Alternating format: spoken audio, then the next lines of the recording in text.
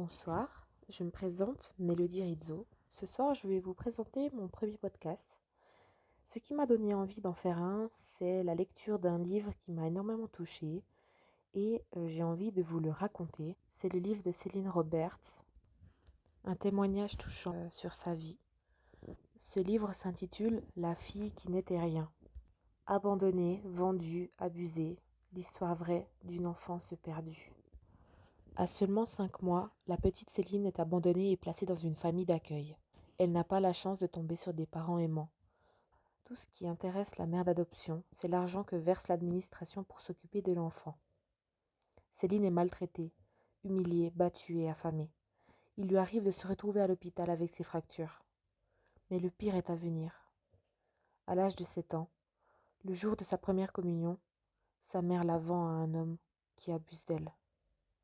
C'est le début de longues années de souffrance pendant lesquelles Céline est prostituée de force. Un enfer dont elle ne parviendra à s'échapper qu'à la fin de l'adolescence. Malgré cette jeunesse massacrée, la jeune femme est déterminée à recoller les morceaux de sa vie brisée et à partir à la recherche de ses véritables parents. Je vous laisse prendre le temps de m'écouter et de réciter ce témoignage édifiant et émouvant. Prologue, ma première communion. Ce qui arriva en mai 1956 changerait le cours de ma vie affective à jamais. J'avais 7 ans et je m'apprêtais à faire ma première communion. À l'école, pendant les semaines qui précédèrent le grand jour, les enfants ne pensaient qu'à ça. Même la mère de ma famille d'accueil tenait à ce que je participe à cet événement exceptionnel. Comme ça, les gens verraient qu'elle s'occupait bien de mon éducation religieuse. Il fallut apprendre de nouvelles prières. Concrètement, ça signifiait se rendre à l'église pour s'entraîner à défiler dans l'allée centrale, s'agenouiller devant la grille de l'autel et tendre la langue au prêtre pour qu'il y dépose l'hostie. Tout le monde serait sur son 31. Les filles étaient très préoccupées par la tenue qu'elles porteraient. Bien entendu, nous devions être entièrement vêtues de blanc. Comme ma garde-robe était uniquement constituée de haillons récupérés et que je n'avais jamais eu d'uniforme scolaire, je demandai timidement à ma mère de famille d'accueil si moi aussi j'allais avoir une robe blanche. « Mais oui, mon enfant, j'y compte bien », m'assura-t-elle avec son accent de Cork à couper au couteau. Je n'y croyais pas vraiment. D'ordinaire, c'est moi qui devais me déplacer jusqu'à Limerick pour choisir vêtements et chaussures dans un magasin de deuxième main. Je n'osais pas lui répondre et me contentais de prier le ciel pour avoir effectivement une robe blanche à porter ce jour-là, et ainsi être comme toutes les autres petites filles. La communion aurait lieu un dimanche à la première messe du matin. Ensuite, il était prévu que nous allions à l'école prendre le petit déjeuner. Puis, nous resterions à jouer dans la cour de récréation pendant quelques heures. J'avais hâte de voir ce que l'on nous servirait comme collation parce que j'avais entendu dire qu'il y aurait du bacon grillé et des saucisses. Je n'en avais jamais mangé. En revanche, j'avais déjà senti le fumet de ce genre de viande en train de cuire. Ma mère d'accueil n'en préparait que très rarement, mais il m'arrivait de sentir l'odeur alléchante de la graisse dans la poêle qui ne manquait jamais de me faire saliver. Mais je n'avais pas le droit d'y toucher. « C'est du poison ça, mon enfant », disait-elle en s'empiffrant, engloutissant la viande, accompagnée de plusieurs tranches de pain passées à la poêle dans une huile qui finissait par dégouliner sur sa poitrine rebondie. Quelques jours avant le dimanche de communion, nous reçûmes la visite du prêtre de notre paroisse. Il avait apporté une grande boîte. On m'appela. Il souleva le couvercle devant ma mère d'accueil et moi, puis en sortit une magnifique robe de communion d'un blanc immaculé assortie d'un voile. Il me la tendit. « De la part de tes tantes, les nonnes de Cork », déclare-t-il. « Mes tantes ? Les nonnes de Cork ?» Je ne voyais pas du tout de qui il parlait. Je ne connaissais aucune religieuse, hormis les enseignantes du couvent, que je ne fréquentais pas très régulièrement d'ailleurs. Je ne prêtais guère attention à sa remarque. La robe était toute neuve. Je n'avais jamais rien vu d'aussi beau. « J'aurai le droit de la garder ? C'est ta robe de première communion. Elle est à toi. » J'eus du mal à contenir ma joie. Voilà, j'avais une robe pour le grand jour. Le dimanche arriva.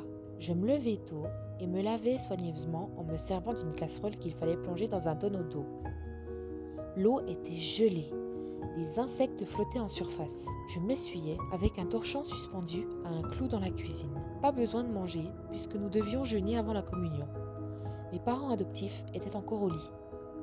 Le lendemain de l'arrivée de la robe, on nous avait apporté une paire de chaussettes blanches. Très jolies, mais 2 bonnes tailles trop grandes pour moi. Je fourrais du papier au bout pour m'y sentir finalement assez à l'aise. J'avais l'habitude de procéder comme ça, puisque toutes mes chaussures étaient d'occasion et ne m'allaient jamais vraiment de toute façon.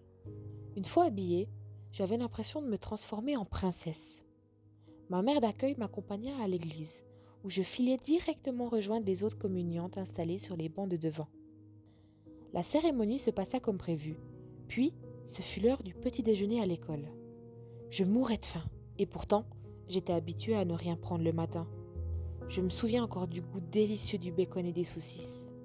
Les sœurs avaient dressé les tables, la salle était toute blanche, magnifique, avec de longues nappes, même sur les bancs. Encore aujourd'hui, j'adore l'odeur du bacon grillé. Après le petit déjeuner, on nous laissa batifoler dans la cour. 2 heures plus tard, la sonnerie retentit et tout le monde retrouva les membres de sa famille. Je me rappelle m'être dit que les pères de mes copines étaient tous là, sauf le mien. On m'informa que je devais rentrer chez moi à pied, toute seule, puisque personne n'était venu me chercher. Ça n'avait rien d'anormal, donc ça m'était bien égal. Sur le trajet de plus de 3 kilomètres, je croisais plusieurs personnes. On ne manqua pas une fois de me dire que j'étais bien jolie, et certains me donnèrent même un petit peu d'argent, une pièce de 6 pence et une de 3. Un homme avec un appareil photo me demanda de poser devant le portail de sa maison et prit un cliché. Puis il me dit qu'il le ferait développer et me le donnerait. J'étais aux anges. En arrivant à la maison, je rayonnais de bonheur. Le soleil brillait. C'était une belle journée de mai. Nous avions de la visite, des hommes principalement, qui venaient souvent chez nous le dimanche. Ils étaient 3 ou 4. J'en connaissais 2, croisés dans les champs pendant les récoltes de pommes de terre. Travailler avec eux ne me plaisait guère, parce qu'ils me taquinaient et essayaient tout le temps de me pincer le ventre. Ils disaient que j'avais l'air d'une petite bohémienne. Apparemment, ce jour-là, ils étaient venus pour me faire un cadeau, me donner de l'argent pour ma première communion. L'un d'eux voulut m'offrir une pièce de 6 pence, l'autre un shilling. Mais, en voyant les pièces, ma mère d'accueil les houspilla pour qu'ils fassent un effort. « Bande de radins, va! Donnez-lui au moins une demi-couronne à cette pauvre gamine !» dit-elle en les regardant remettre la main à la poche. Je reçus quelques sous en plus et m'empressai de les donner à ma mère d'accueil. Puis, l'on ouvrit une bouteille de bière brune. On ferait donc la fête en pleine journée, un dimanche. L'un des hommes m'expliqua qu'il n'avait pas mon cadeau sur lui, mais que chez lui, il y avait une demi-couronne qui m'attendait. Il faudrait donc que je l'accompagne à travers les champs pour aller la récupérer. Ça ne me disait rien, mais ma mère d'accueil m'incita à accepter. Je partis donc main dans la main avec cet homme chercher mon cadeau de première communion. Alors que nous marchions dans les champs pour aller récupérer le cadeau promis, soudain, il m'attrapa et me jeta au sol. Il m'empêcha de bouger et plaqua une main sur ma bouche, de sorte que j'étouffai à moitié. « T'es une belle coquine de bohémienne, toi, t'auras plus besoin de ça !» gronda-t-il en déchirant ma robe de communion. Ces paroles résonnent encore dans ma tête. Sous ses gros doigts puants, je n'arrivais plus à respirer ni à émettre le moindre son. J'entendis quelque chose craquer et j'essayais d'appeler au secours. Ma main me faisait horriblement mal, je n'arrivais pas à la bouger. De sa main libre, il m'arracha ma culotte, puis il déboutonna son pantalon et le baissa. Il m'écarta les jambes et enfonça quelque chose de dur dans mes entrailles. Il donnait des coups de rein et poussait fort à l'intérieur, toujours plus fort. La douleur était insoutenable. Il n'arrêtait pas de marmonner et de pousser des grognements, là, au-dessus de moi. Je tentais de faire abstraction de la douleur dans mon bas-ventre, tandis que lui continuait à aller et venir violemment entre mes jambes. J'eus l'impression que ça n'allait jamais finir. Mais au bout d'un moment, il s'écroula sur moi, lourd, comme un animal mort. Quelque chose en moi venait de mourir, de se fermer à jamais. J'étouffais. Après avoir repris son souffle, il se leva, remit son pantalon et partit sans rien dire. Il me laissa là, par terre. J'avais 7 ans, je baignais dans le sang, tremblant comme une feuille meurtrie. Seul, je repris le chemin de la maison. J'arrivais à peine à tenir debout, à faire plus de quelques pas sans devoir m'arrêter, et je souffrais le martyre. J'avais perdu tellement de sang que j'étais prise de vertige. Arrivée à l'étang, je fis de mon mieux pour laver la terre. le sang et le truc collant dont j'étais souillée. Je pleurais parce que ma belle robe de première communion, offerte par mes tantes les nonnes, était en lambeaux. Hébétée, en sang, maculée de terre, j'étais persuadée que ma mère d'accueil allait m'en vouloir à mort. J'approchais de la maison en titubant et en essayant d'ouvrir la porte d'entrée, mais j'étais dans un tel état de choc que je perdis connaissance et m'affaissai sur le perron. Au réveil, j'étais dans le lit de ma mère d'accueil. Impossible de savoir depuis combien de temps on m'avait mise là, mais j'y restai 5 jours, dans un état semi-comateux la plupart du temps, ce qui ne m'empêcha pas de remarquer la présence d'une femme de grande taille, élégante, bien habillée, qui parlait aux autres sans jamais s'adresser à moi. On me mit des bandages et personne ne s'occupa plus de moi. Personne ne vint me parler de ce qui s'était passé. Et moi, bien trop malade et effrayée, je ne dis rien non plus. Mes blessures s'infectèrent et je fus très malade pendant plusieurs semaines. Mes chairs déchirées finirent par guérir, mais mon esprit, lui, ne s'en remit jamais. Ce jour-là, le jour de ma première communion, on m'a blessée, profondément abîmée. Toutes les autres petites filles ayant fait leur première communion le même jour que moi en cette année 1956 ont reçu de beaux cadeaux de la part d'une famille aimante. Et moi, qu'ai-je reçu en cadeau ? J'ai été violée sauvagement dans un champ par un monstre qui m'a fracturé le poignet et 3 doigts. Je n'oublierai jamais ce jour censé être un des plus beaux jours de ma vie, mais il reste gravé dans ma mémoire pour de mauvaises raisons. Je n'ai jamais revu la robe de communion. Plusieurs mois plus tard, un jour que je me retrouvais sur le pavé bondi de l'église de Kilmallock avec ma mère d'accueil, je la vis attraper un homme par le bras. Lorsqu'il se retourna pour voir qui l'avait empoigné ainsi, il tenta de fuir, mais ma mère d'accueil le tenait fermement. Je me cachai derrière elle en m'agrippant au pan de son long manteau de laine, comme pour me protéger. Paniquée, je regardai autour de nous, puis levai la tête vers l'homme. C'était lui, celui qui m'avait violée.